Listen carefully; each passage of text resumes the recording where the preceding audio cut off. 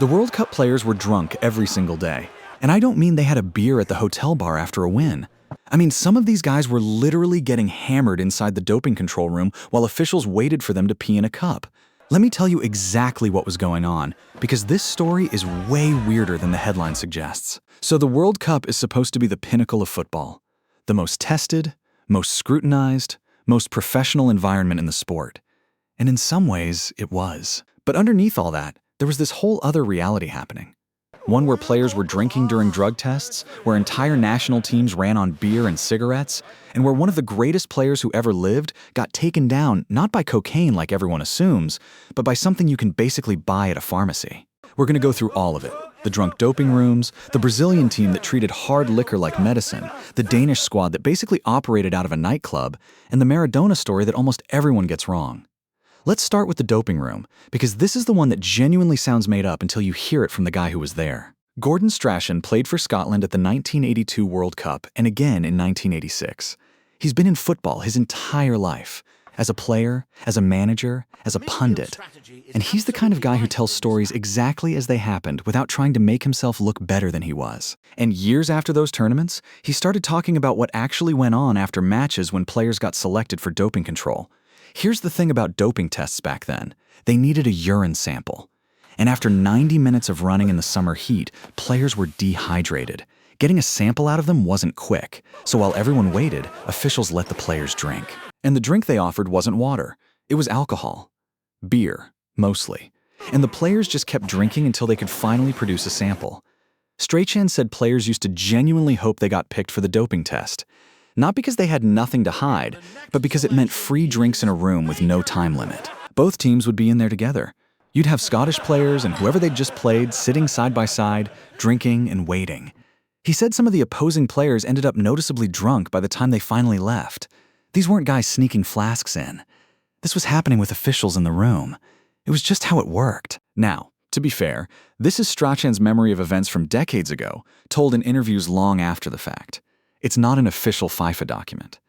But he was there, and he has no real reason to invent it. And honestly, it fits perfectly with the general attitude towards sports science and professionalism that existed in football at the time. So take it as what it is, a first-hand account from someone who lived it, and it tells you a lot about how different that world was. But if you think that's the most chaotic drinking story from this era, wait until you hear about the Brazilians. The 1982 Brazil squad is one of the most beloved teams in football history. Zico, Falcão, Jr., Sócrates, beautiful football, incredible players, the kind of team that makes people who weren't even alive in 1982 feel nostalgic. And almost all of them drank. Not secretly, not occasionally. Regularly, openly, as part of their daily lives. Beer was normal. A cigarette before training was normal. And then there was Toninho Cerezo, who had a specific ritual after every shower. He'd take a shot of cachaça, which is a strong Brazilian spirit made from sugarcane, because he genuinely believed it protected him from getting sick. That was his medical approach to staying healthy during a World Cup. A shot of hard liquor after every shower. And the thing is, this wasn't a team falling apart. This was a team that played some of the most technically brilliant football the World Cup had ever seen. They just also happened to smoke and drink while doing it. That's the contradiction that makes this era so fascinating. The standards we now think of as basic professionalism simply didn't exist yet, and somehow these guys were still producing magic on the pitch. But here's the part of the Brazil story that actually surprises people. The guy you'd expect to be the worst offender.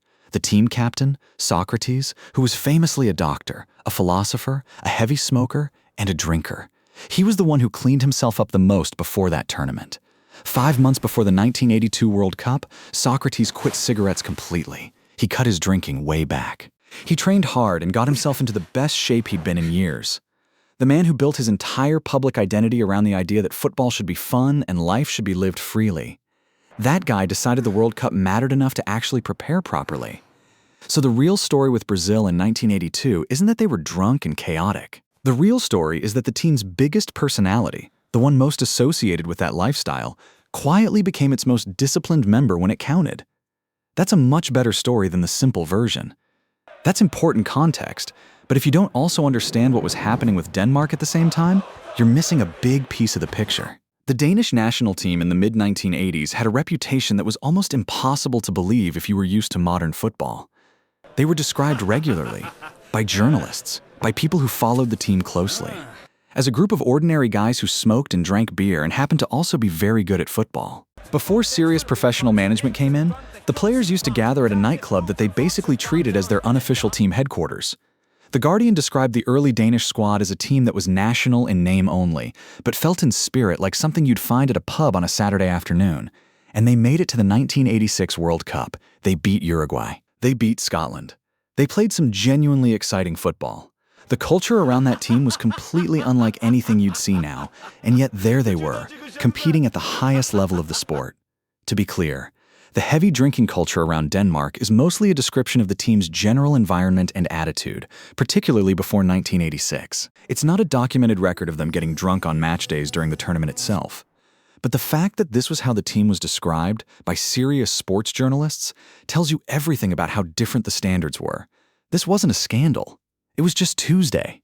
Now, all of that is wild. But the story that probably does the most damage to the mythology of the World Cup is the one about Maradona in 1994. And almost everyone who knows this story gets the details wrong. Diego Maradona came into the 1994 World Cup in the United States looking like a different person. He'd lost weight, he was sharp, he was moving well. Argentina beat Greece 4-0 in their opener, and Maradona scored and celebrated like a man who had something to prove. He looked genuinely reborn. Then Argentina played Nigeria. Maradona played well again. And then the test results came back. 5 substances related to ephedrine showed up in his sample. 5. Not one, not a trace. 5 separate compounds from the same family. The Argentine Federation suspended him immediately, and he was done. The tournament went on without him, and Argentina eventually went out in the quarterfinals. Now here's where the story gets complicated, because what people remember is wrong. Ask most football fans what Maradona tested positive for at the 1994 World Cup, and they'll say cocaine. That's not what happened. Ephedrine is a stimulant. It speeds up your heart rate, suppresses appetite, can help with weight loss and energy. It's not cocaine. It's not even in the same category. You can find ephedrine-based compounds in certain cold medicines and diet supplements. Maradona and the people around him said the positive test came from an American Energy or fat-burning supplement that he was using as part of his weight loss program. They argued that the American version of the product had a different formulation than the version sold in Argentina, and that nobody realized the specific compounds in it were on the banned list. Whether that's true or not, the official record is a positive test for prohibited stimulants. The ban stood. He went home. And that's the detail that changes how you read the whole story. Because the image of Maradona failing a drug test for cocaine fits a certain narrative about him. The tragic genius, the man who couldn't escape his demons. But ephedrine in a diet supplement is a completely different thing. It's almost mundane by comparison. It doesn't change what happened, but it changes what it means. So when you put all of this together, the doping room drinking sessions, the Brazilian team taking shots of cachaça for their health, the Danish squad operating out of a nightclub, the Maradona test that everyone misremembers. What you're actually looking at is a specific moment in football history where the sport was genuinely world-class on the pitch and genuinely chaotic everywhere else. The players were elite athletes by the standards of the time. They trained hard, they competed at the highest level, they produced moments that people still talk about 40 years later. And they also drank beer during drug tests, smoked before training, and got their teammates from other countries drunk while waiting to pee in a cup. Modern football is obsessed with marginal gains. Sleep optimization, nutrition protocols, GPS tracking and training, banned substance lists that run to hundreds of pages. And all of that has produced better, faster, more durable athletes. But it's also produced a version of the sport where the stories are cleaner and the personalities are more managed, and nothing quite as strange as Gordon Strachan cheerfully describing the doping room as the best bar at the tournament is ever going to happen again. What changed between then and now isn't just the science, it's the whole idea of what a professional footballer is supposed to be. Back then, you were a guy who was very good at football. Now you're an athlete whose entire life is structured around performance. Neither version is wrong exactly, but only one of them has stories like these. Subscribe. We break down football the way TV never will.